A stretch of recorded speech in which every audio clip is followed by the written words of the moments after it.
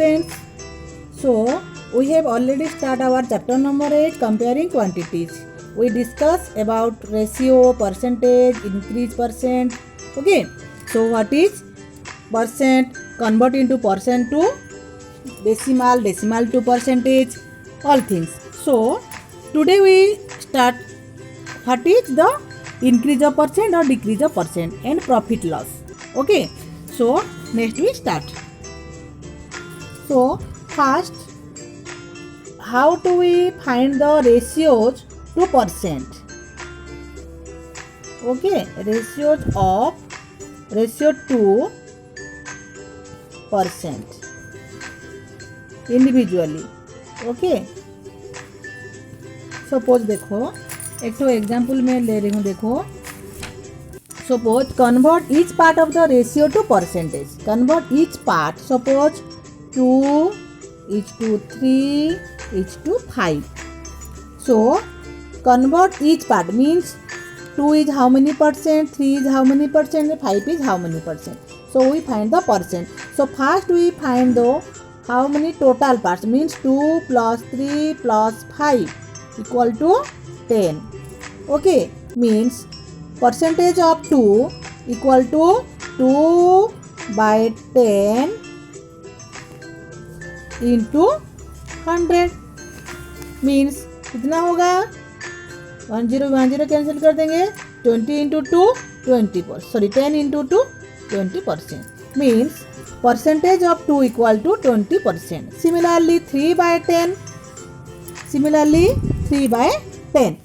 Then 3 by 10 into 100 equal to again 10 we cancel. So 3 into 10 equal to 30%. Again last one is 5. 5 by 10 into 100 equal to how much? 50%. So ऐसे करके हमको ratio two percent individually each part of the ratio two percentage. Okay, next देखो compare 5 is to 12 and 3 is to 5 means which part is greater than the another part. So 5 is to 12 बड़ा है या 3 is to 5 बड़ा है, इसको हमको compare करना पड़ेगा. कैसे करेंगे देखो. 5 is to 12 means 5 by 12. Then we find the LCM. We find the LCM of both numerator and denominator. 12 and 5 LCM is 60 means denominator को हमको 60 करना है. डिनोमिनेटर को 60 करना है. सो डिनोमिनेटर कितना है 12 है, मतलब 12 को हम 12 इंटू 5 हो गया 60. सो नीचे जो 12 डिनोमिनेटर था इसके साथ हम मल्टीप्लाई किए हैं 5. तो ऊपर में न्यूमरेटर कितना है 5 है. Means 5 into 5 equal to 25.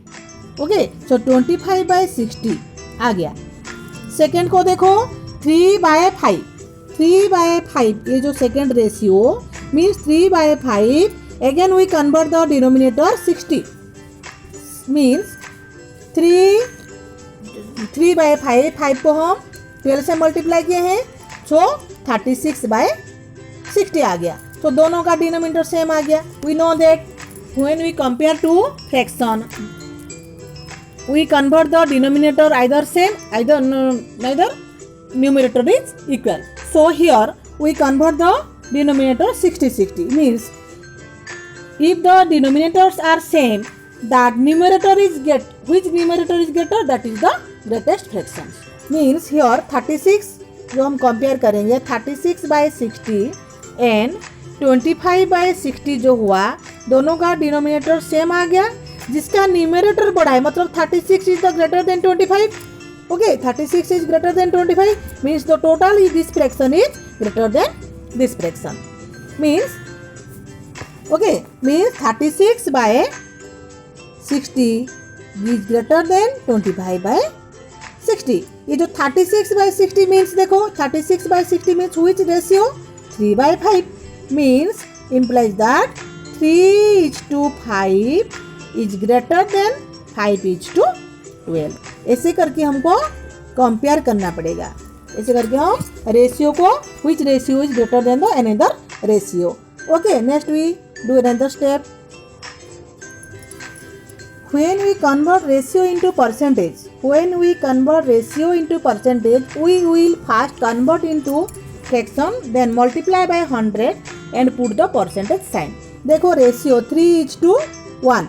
Total part how much? 3 plus 1 equal to 4. Required fractions are 3/4 and 1/4. Means 3/4 को हमको अभी परसेंटेज में करना है, तो 3/4 into 100 means 75%. Again 1/4. Again 1/4 into 100% equal to how much? 25 means 25%. तो ऐसे करके ratio convert into percentage. Okay, next, how to we find the decrease और इंक्रीज ऑफ परसेंटेज? इंक्रीज और डिक्रीज ऑफ परसेंटेज कैसे करेंगे? देखो, डिक्रीज, सपोज इंक्रीज हम निकालेंगे. सो अमाउंट ऑफ चेंज कितना हुआ है? Amount of change in divided by original amount whole into 100. Okay, देखो एक तो एग्जांपल देखो. Marks in a test increase from 20 to 30 means percentage increase in marks equal to 30 - 20. कितना इंक्रीज हुआ है? 30 - 20 मीन्स 10 इंक्रीज हुआ है, 10 marks. So 10 divided by 20 to 30 हुआ मीन्स ये देखो 20 जो इंक्रीज जो टोटल मार्क्स 20, तो 10 इंक्रीज हुआ है, तो 10 divided by 20 into 100 means 50%. Okay, so increase और डिक्रीज ऐसे करके हमको करना है. Okay, so students, this is very important. Profit and loss. So what is profit and what is loss? देखो, प्रॉफिट मीन्स क्या है? पहले देखो, प्रॉफिट जानने के पहले देखो कॉस्ट प्राइस. सपोज एक तो तुमको पेन खरीदना है, एक तो पेन का कॉस्ट 10 रुपीज़, तो ये होता है कॉस्ट प्राइस. तुम जितने रुपीज़ में उसको खरीदो है वो है तुम्हारा कॉस्ट प्राइस है. Cost price is the price eight which an article is purchase. तो शॉर्टकट में हमको कैसा सिंपलेस्ट फॉर्म में लिखेंगे CP. CP means cost price. Selling price means तुम उसको सपोज सेल करोगे, बेच दोगे.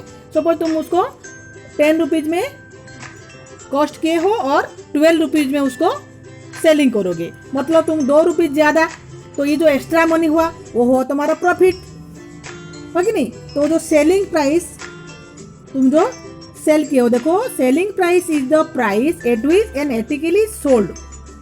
Selling price, if the selling price is greater than cost price. If the selling price is greater than cost price, selling price तुम्हारा ज़्यादा हुआ, 12 rupees हुआ, cost price कितना था? 10 रुपीज़ था, मतलब ज़्यादा हुआ, तो selling price is greater than cost price, then तुम्हारा प्रॉफिट होगा. If the selling price is less than cost price, if the selling price is less than हो जाएगा, कम हो जाएगा, तो तुम्हारा वहाँ पर लॉस होगा. क्या होगा? लॉस हो जाएगा. If the selling price is greater than cost price, then क्या होगा? तुम्हारा प्रॉफिट होगा. But if the selling price is less than cost price, means CP is greater than SP, तो वहाँ पर तुम्हारा लॉस होगा. If CP is cost price is greater than selling price, तुम उसको 10 रुपीज़ में खरीदे थे और कॉस्ट प्राइस और सेलिंग प्राइस सपोज तुम उसको 8 रुपीज़ में, 12 रुपीज़ में खरीदे थे और 8 रुपीज़, मतलब 12 इज ग्रेटर देन 8, तो तुम्हारा वहाँ पर क्या होगा? लॉस होगा. क्या होगा? लॉस होगा. So loss means loss is the selling price is less than cost price. Okay, so percentage में कैसे निकालेंगे? देखो, percentage profit percent. Profit in percent means profit by cost price into 100. Percentage में जो निकालेंगे, profit in percent, profit by cost price multiply with 100. Similarly, और loss in percent क्या होगा? Loss by CP loss by CP into 100। Okay, तो ऐसे करके हम परसेंटेज में निकालेंगे। देखो एक तो एग्जाम्पल देखो, यहाँ पर एक तो एग्जाम्पल देखो।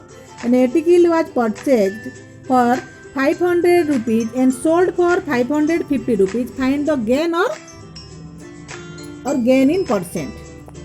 देखो उसका कॉस्ट प्राइस कितना है, परचेज मीन्स ये cost price, so cost price equal to 500 rupees.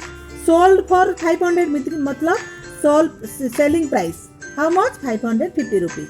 देखो यहाँ पर क्या हुआ, देखो SP is greater than CP, selling price is greater than 550 greater then 500 means यहाँ पर तुम्हारा क्या हुआ, प्रॉफिट हुआ है। क्या हुआ, profit. So profit equal to SP selling price minus cost price means 550 rupees minus 500, तो तुम्हारा 50 रुपीज प्रॉफिट हुआ है। तो परसेंटेज में कैसे निकालोगे, percentage of profit equal to profit divided by CP। Always we find the loss और depend on the cost price, cost price के ऊपर डिपेंड करता है। देखो profit divided by cost price into 100, इसको ध्यान देना। तो प्रॉफिट कितना है, 50 रुपीज हुआ है। सो 50 बाय 50 तुम्हारा प्रॉफिट कितना हुआ है, प्रॉफिट हुआ है 50 रुपीज। देन कितना है तुम्हारा कॉस्ट प्राइस कितना है 500 इंटू 100। ओके, सो 1 0 0 0 0 कैंसिल हो गया। सो 5 10 जा 50, तो 10% तुम्हारा हो गया क्या, प्रॉफिट और gain in percentage. Okay, so look at another example. Juhi sells a washing machine for 13,500। How much rupees purchase, मतलब ये उसका क्या है, कॉस्ट प्राइस है, cost price CP। She loss 20% in the bargain. What was the price at which she bought it. Okay, sorry sell, ये जो 13,500 sell क्या है, Juhi sells a washing machine, how much rupees 13,500 rupees, और 20% loss bargain, तो इसका cost price कितना है हमको निकालना है। ओके, देखो हम करेंगे, देखो और एक तो मैं एग्जांपल कर रही हूँ। देखो एक तो मशीन का sold selling price, machine sold price और selling price how much 15,327। Okay, at a loss, उसको क्या है, लॉस हुआ है, हाउ मच परसेंट 10% लॉस में वो सेलिंग क्या है। तो what is the cost price, हमको कॉस्ट प्राइस कितना है निकालना है। ओके, ये क्वेश्चन है, तो उसको हम क्या करेंगे, देखो। ओके, सपोज और let cost price equal to how much rupees 100 rupees. Unitary process में हम कर रहे हैं। Suppose cost price equal to 100 rupees, मतलब वो लॉस में सेलिंग क्या है, तो लॉस कितना हुआ है, 10% लॉस हुआ है। सो SP कितना होगा, selling price equal to 100 minus 10% means out of 100 से उसका 10 रुपीज लॉस हुआ है, मतलब जो कॉस्ट प्राइस 100 था तो सेलिंग प्राइस कितना होगा, 90 होगा। लॉस में वो सेलिंग कर रहा है, तो 90 रुपीज उसका selling price. If selling price is 90 rupees, then cost price कितना है, cost price equal to 100 rupees, है कि नहीं। सो इफ क्वेश्चन में कितना दिया है, 15,327, इतना जो सेलिंग प्राइस है, इतना में CP कितना होगा, सेलिंग कॉस्ट प्राइस कितना होगा, 100 डिवाइडेड बाय 90 इंटू 15,327। ओके, तो ये यूनिटरी प्रोसेस में हम सॉल्व करेंगे। देखो तो यहाँ पर 0 0 एक तो कैंसिल कर देंगे, हो गया। फिर देखो फिर 9 से ये 3 3 जा 9, ये 3 से जाएगा 5 और 1 6, तो ये 3 से करेंगे तो 3 5 जा 15, 3 1 जा 3 अगेन, देन 3 9 जा 27। ओके, 5,109। फिर 3 से जाएगा क्या, देखो फिर 3 1 जा, फिर 3 से करेंगे तो 3 1 जा 3, 3 7 जा 21, 0 3 3 जा 9, हो गया।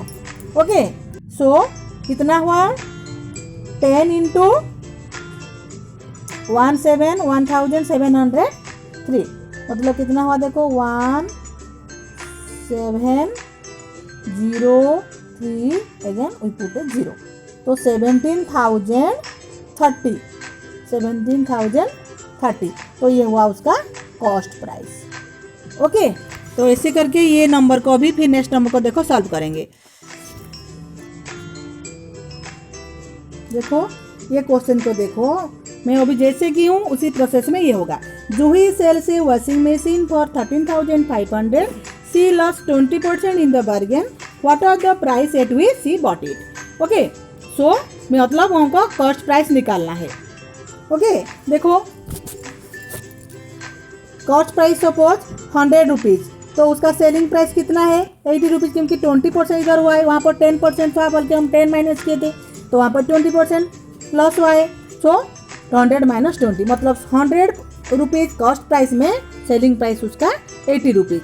सपोज ये एक्स लिया है, तो कॉस्ट प्राइस एक्स है, तो उसका सेलिंग प्राइस कितना है 13,500, मीन्स उसको x into 80।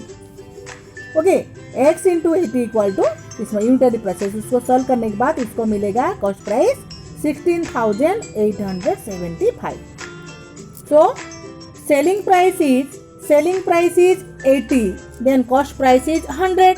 Selling price is how much, this equal to cost price how much, 100 by 80 divided by into हमारा 13,500।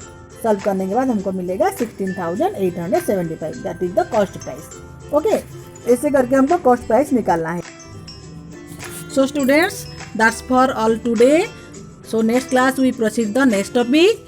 तो तुम लोग भी प्रैक्टिस करोगे, एक्सरसाइज करोगे, जो भी डाउट होगा नेक्स्ट क्लास में हम डिस्कस करेंगे। Okay, thank you all.